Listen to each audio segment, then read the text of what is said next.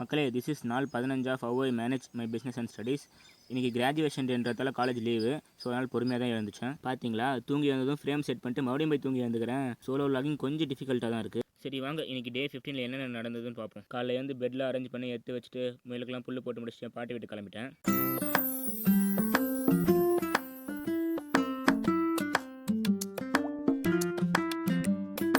தென் பாட்டி வீட்டுக்கு போனதும் ப்ரைவசி வேலைகள் அனைத்தையும் முடிச்சுட்டு சாப்பிட்டு முடிச்சு திருப்பி கணினிக்கு வந்துட்டேன். வந்து அசைன்மெண்ட் எழுதுற வேலை இருந்துச்சு, அதை ஸ்டார்ட் பண்ணிட்டேன்.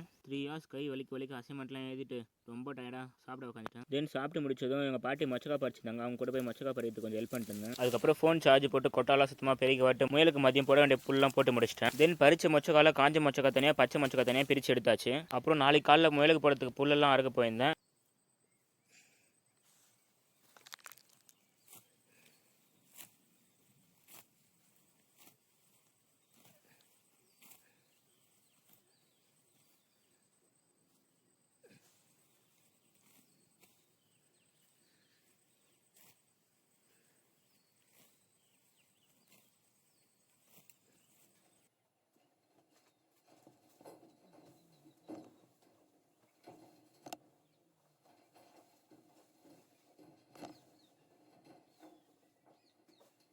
எங்கள் பாட்டி புது அருவா ரொம்ப ஷார்ப்பாக இருக்குது பார்த்தாருன்னு சொல்லி கொடுத்தாங்க.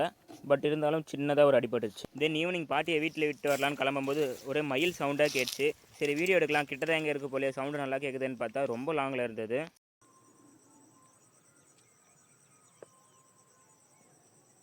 அப்புறம் ஈவினிங் வீட்டுக்கு வந்ததும் பறிச்சு மொச்சக்காலாம் எவ்வளோன்னு எடை போட்டு எடுத்து வச்சாச்சு.